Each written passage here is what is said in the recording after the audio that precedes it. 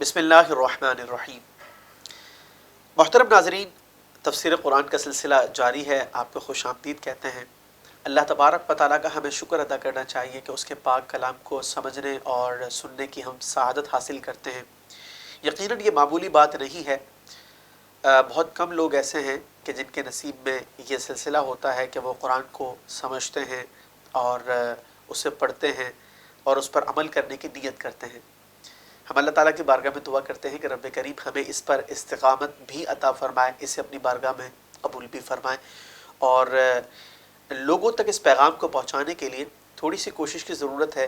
اپنی contact list کے اندر ایک گروپ بنائیے، اور وہ لوگ جو تفسیر قرآن کے حوالے سے انٹرسٹڈ ہوں ان کو ہمیں ضرور یہ شیئر کرنا چاہیے۔ ہو سکتا ہے کہ کوئی طالب ہو اور ہم اس تک اس پیغام کو پہنچانے میں کامیاب ہو جائیں۔ ناظرین، سلسلہ یوں ہے کہ کفار مکہ کے خلاف جو حجتیں قائم کی گئیں سورہ طور کے حوالے سے، آیت نمبر 41 پر آج ہمارا کلام ہے۔ 7 حجتیں ہم سماعت کر چکے ہیں، آج 8ویں دلیل اس پر بات ہوگی۔ ارشاد باری تعالیٰ ہے، ام عندہم الغیب فہم یکتبون، یا ان کے پاس غیب ہے تو یہ حکم لگاتے ہیں۔ ناظرین، بات یہ دراصل یہ ہے کہ اللہ تبارک و تعالیٰ نے اپنے علم سے جو کچھ ہونے والا تھا لوح محفوظ پر لکھوا دیا، ٹھیک ہے، اور یہ لوگوں کی تقدیریں ہیں، لوگوں کے نصیب ہیں جو وہاں پر درج ہیں۔ ارشاد باری تعالیٰ یہ ہو رہا ہے کہ یہ جو لوح محفوظ کا علم ہے ان کفار کے پاس ہے کہ جو انہوں نے اعتراضات کیے ہیں، اور بالخصوص یہ چند باتیں اور کرتے ہیں، وہ یہ ہے کہ جناب ہم نے مرنے کے بعد اٹھنا نہیں ہے۔ اچھا، اگر اٹھ گئے تو ہمیں عذاب نہیں ہونا۔ ہندوؤں کے اندر ایک نظریہ پایا جاتا ہے جسے آواگون کہتے ہیں کہ جناب 7 جنم ہوتے ہیں۔ اگر کوئی شخص انسان نظر آ رہا ہے، آئندہ جنم میں وہ کچھ اور ہو سکتا ہے، تو اگر ہم مرنے کے بعد اٹھ بھی گئے تو ہمیں اس طرح کا عذاب نہیں ہوگا جو رسول اللہ صلی اللہ علیہ وسلم بتاتے ہیں کہ جناب ایک محشر کا دن ہے، اس دن احتساب ہوگا اور اچھے عمل پر جنت ہے، برے اعمال کے نتیجے میں جہنم ہے۔ ایسا معاملہ نہیں ہوگا، بلکہ آواگون کا عقیدہ یعنی کسی اور جنم میں ہم کچھ اور بن جائیں گے۔ ناظرین، بات یہ ہے کہ انہیں جھنجھوڑا گیا، کیا تمہارے پاس غیب کا علم ہے کہ تم اس طرح کی باتیں کرتے ہو؟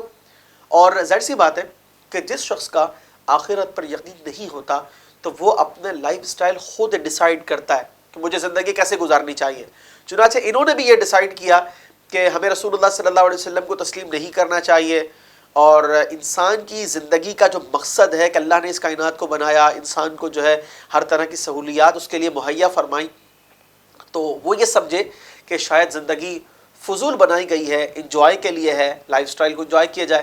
تو وہ شخص جس کے نزدیک یہ بات ہو کہ احتساب کا عمل نہیں ہے، تو وہ اپنی لائف سٹائل خود طے کرتا ہے کیسے زندگی گزارنی ہے، اور جس کے پیش نظر یہ بات ہوتی ہے کہ کل بروز قیامت احتسابی عمل ہے، تو ظاہر سی بات ہے اس کے لیے پھر ایک راستہ ہے جس کو صراط مستقیم کہتے ہیں، اور وہی اطاعت کا راستہ ہے کہ جو اللہ اور اس کے رسول کے احکامات ہیں ان کے مطابق زندگی گزارو تاکہ آخرت کی زندگی جو ہے خوشحال ہو۔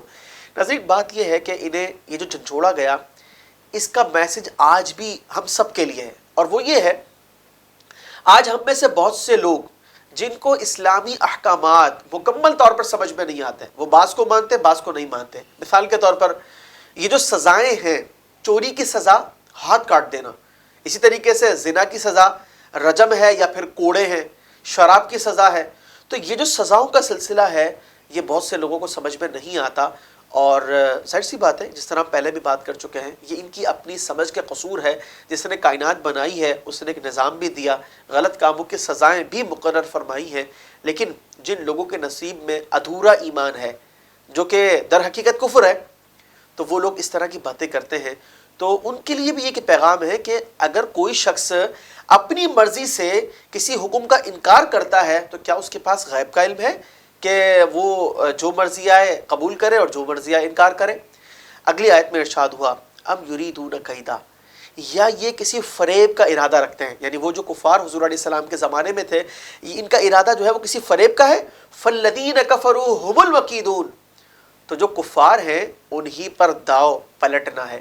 ناظرین، بات یہ ہے اللہ تبارک و تعالیٰ نے یہ واضح فرما دیا کہ یہ جو کفار پلاننگ کر رہے ہیں مکر و فریب کی، داؤ پیچ کی، انہوں نے ایک ترکیب یہ بھی کی تھی کہ دار الندوہ جہاں پنچایت کمیٹی کا آفس تھا ان کا، تو وہاں انہوں نے یہ ڈیسائیڈ کیا کہ رسول اللہ صلی اللہ علیہ وسلم کو معاذ اللہ شہید کر دیا جائے. تو یہ ان کا ایک داؤ تھا. اللہ تبارک و تعالیٰ نے فرمایا کہ یہ داؤ کا ارادہ رکھتے ہیں کسی فریب کا، فریب انہی پر لوٹنا ہے. اور ایسا ہی ہوا، میدان بدر کے اندر بدترین ذلت کا ان کو سامنا کرنا پڑا. اور ناظرین یہ بھی بات ذہن نشین رکھیے کہ جو لوگ حق پر ہوتے ہیں ان کے خلاف داؤ پیچ استعمال کیے جاتے ہیں.